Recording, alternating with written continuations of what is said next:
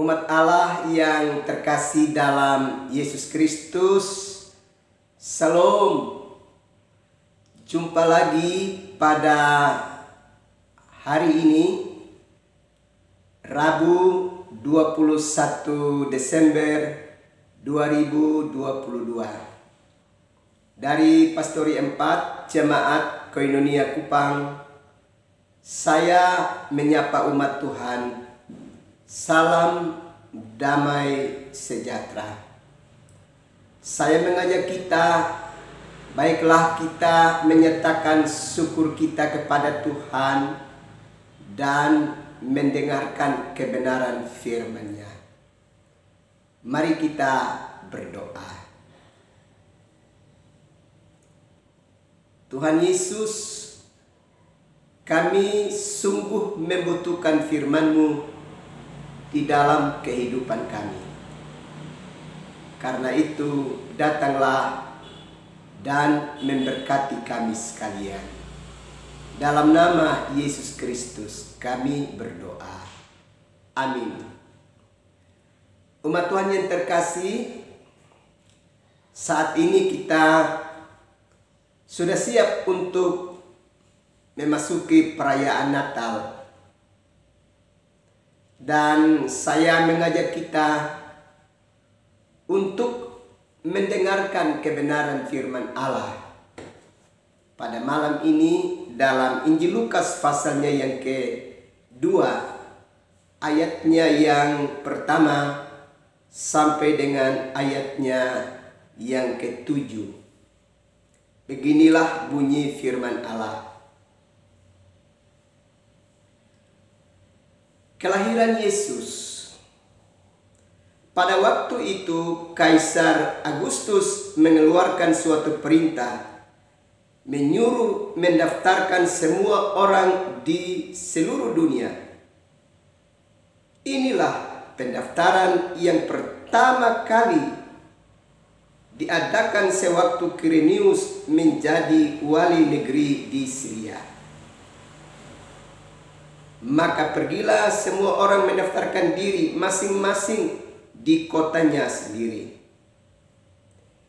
Demikian juga Yusuf pergi dari kota Nazaret di Galilea ke Yudea, ke kota Daud yang bernama Betlehem, karena ia berasal dari keluarga dan keturunan Daud, supaya didaftarkan bersama-sama dengan Maria tunangannya yang sedang mengandung.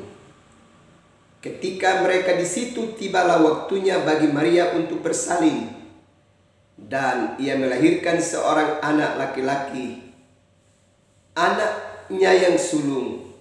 Lalu dibungkusnya dengan lampin dan dibaringkannya di dalam palungan, karena tidak ada tempat bagi mereka di rumah penginapan. Demikianlah kebenaran firman Allah yang memberkati kita di malam ini. Bapak Ibu semua, bacaan Alkitab yang sudah saya bacakan tadi, ini bacaan yang sudah kita dengar berkali-kali. Dan bacaan ini pasti kita dengar pada saat kita mempersiapkan diri kita untuk merayakan Natal. Kita sudah terus-menerus mendengarkan bagian ini. Dan tentu kita akan dengar lagi pada saat persiapan malam Natal dan seterusnya pada tanggal 24. Malam ini saya mengajak kita untuk bisa kita melihat bagian ini dengan baik, untuk kita mempersiapkan diri kita secara sungguh-sungguh sebagai umat percaya dalam merayakan Natal di tahun 2022 ini. Kalau kita belajar di dalam kitab Yesaya dan juga Mika, maka kedua nabi itu sudah bernubuat, sudah mengingatkan bahwa Mesias akan dilahirkan ke tengah-tengah dunia ini. Dan dia yang dilahirkan itu sungguh-sungguh hadir dalam rangka untuk menyelamatkan kehidupan kita umat manusia.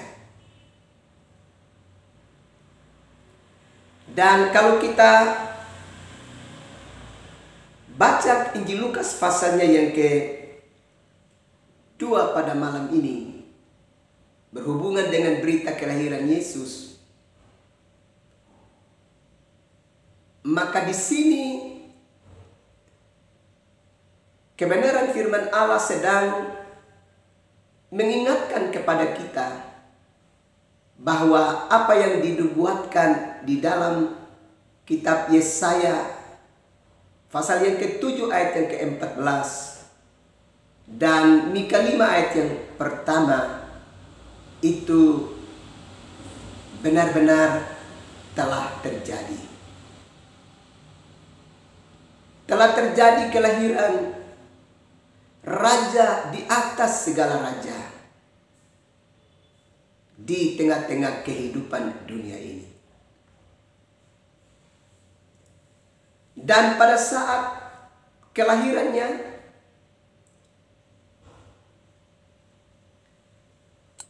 ada sejarah dunia yang mencatat dengan baik. Kalau kita perhatikan bacaan tadi, ada 2 penguasa negara yang nama mereka disebutkan, yakni Kaisar Agustus dan Kirenius. Mengapa 2 pejabat pemerintah ini disebutkan nama mereka? Sebab dengan menyebutkan kedua nama pejabat pemerintah ini, sekaligus mau mengingatkan kepada kita bahwa apa yang diberitakan di dalam kebenaran firman Allah itu memang telah menyata, telah terjadi sungguh-sungguh dan disaksikan bukan saja oleh rakyat biasa, tetapi juga oleh penguasa kerajaan.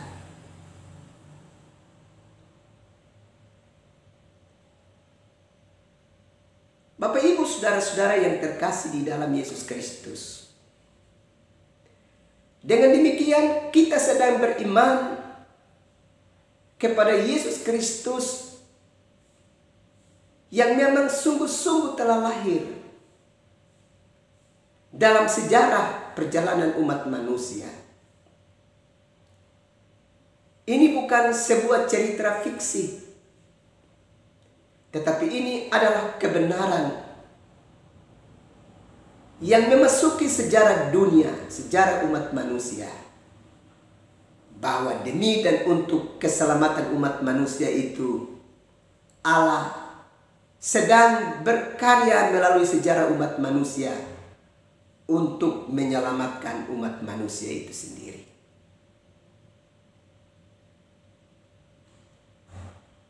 Kalau kita perhatikan bagian ini, yang menarik bagi kita adalah ternyata raja di atas segala raja itu, dia dilahirkan di tempat yang sangat rendah, di kandang Bethlehem.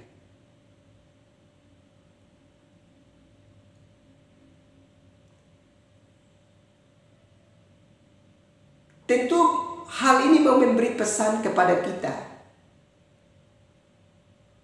Paling kurang 2 hal. Pertama, ini mau memberi pesan kepada setiap pemimpin bangsa atau pemimpin di bidang apa saja, Supaya dengan demikian jangan sampai seorang pemimpin hanya bekerja demi dan untuk menguntungkan dirinya sendiri dan membiarkan rakyatnya atau orang-orang yang dia pimpin mengalami penderitaan. Tapi dia ada di singgasana dengan penuh sukacita dan kemewahan dan menikmati segalanya tanpa melihat penderitaan dari rakyatnya, dari orang-orang yang dipimpinnya.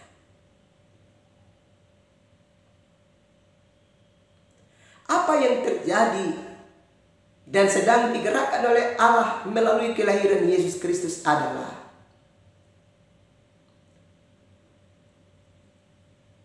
Raja di atas segala raja itu, dia dilahirkan di tempat yang rendah, di kandang Bethlehem, dibungkus dengan lampin.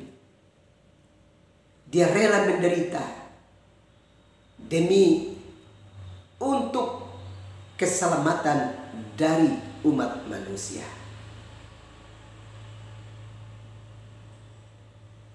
Dengan demikian ada sebuah pesan moral yang sungguh luar biasa yang sedang terjadi dalam peristiwa Natal, bahwa para penguasa, para pemimpin hendaknya tidak memikirkan dirinya sendiri, mengumpulkan segala sesuatu hanya untuk membiayai dirinya sendiri, kelompoknya sendiri, tetapi memang dia mesti benar-benar berjuang demi dan untuk kesejahteraan rakyat, di mana dia diberi kepercayaan menakodai kepemimpinan dimaksud.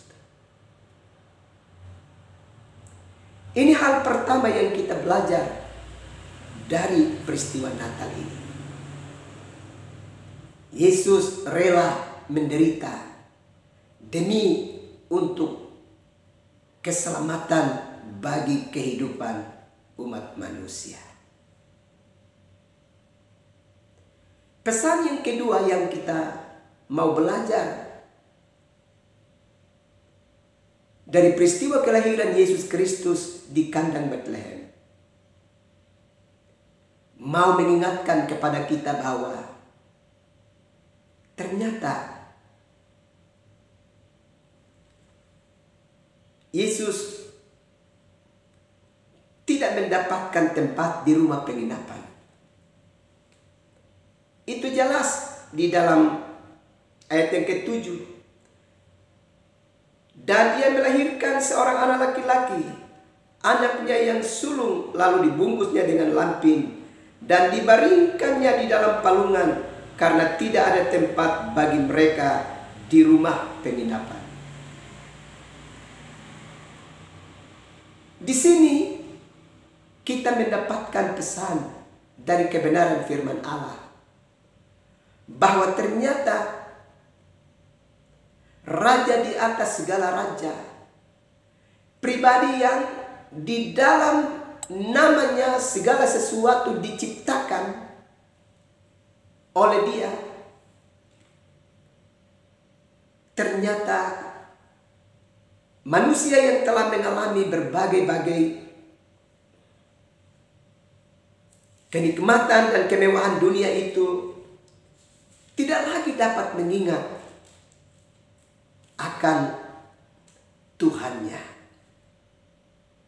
Tidak lagi dapat mengingat akan sumber pemberi segala sesuatu bagi kehidupan manusia. Kalau kita belajar di dalam Injil Yohanes pasal 1, ayatnya yang ketiga jelas, di sana dikatakan, segala sesuatu dijadikan oleh Dia, dan tanpa Dia tidak ada suatu pun yang telah jadi dari segala yang telah dijadikan.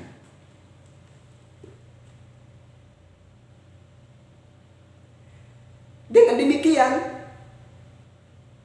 bahwa manusia ternyata pada keadaan tertentu dia dapat menikmati semua yang disediakan oleh Tuhan bagi hidupnya, tetapi serentak dengan itu manusia tidak tahu bersyukur kepada Tuhan, berterima kasih kepada Tuhan, tidak memberi tempat bagi Tuhan di dalam hidupnya. Manusia hanya memberi tempat bagi hal-hal yang bersifat material, yang kasat mata bagi hidupnya. Manusia tidak dapat memberi tempat untuk kediaman Allah di dalam hidupnya. Ini sebuah tanda bahaya bagi kehidupan umat manusia.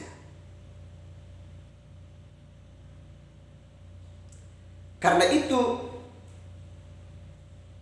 kita tentu berharap bahwa setelah kita merayakan perayaan Natal, kita harus menyadari secara sungguh bahwa kita sudah menikmati banyak pemberian dari Allah bagi kehidupan kita.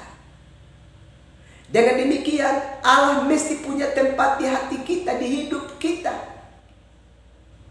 Jangan sampai kita menikmati berkat-berkatnya, pemberian-pemberiannya, tapi kita tidak memberi tempat bagi Allah di dalam kehidupan kita.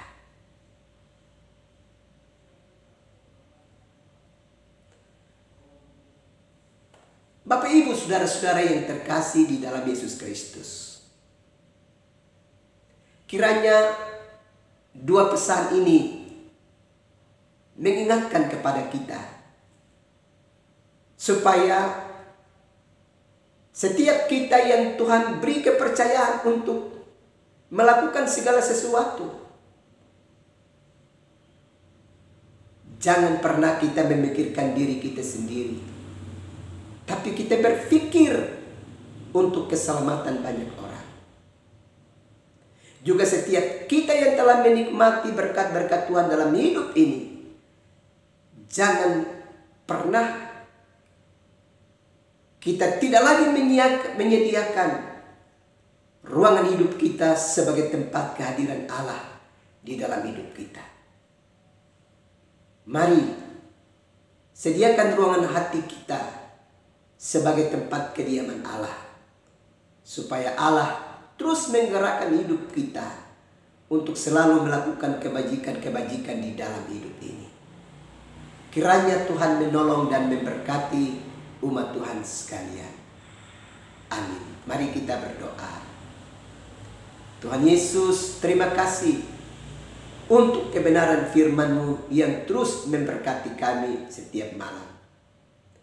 Kami akan siap untuk merayakan Natal. Kiranya dalam persiapan kami beberapa hari ini, firman-Mu terus memasuki hidup kami untuk kami menyadari dengan sungguh betapa kami mesti sungguh-sungguh mempersiapkan diri kami menyambut kedatangan Tuhan dalam hidup kami. Terima kasih Bapa. Kami akan beristirahat malam ini. Datanglah dan memberkati kami sekalian. Dalam nama Yesus Kristus kami berdoa. Amin. Umat Tuhan yang terkasih dalam Yesus Kristus, selamat malam, selamat beristirahat. Tuhan pasti terus melindungi dan memberkati umat Tuhan sekalian. Salam.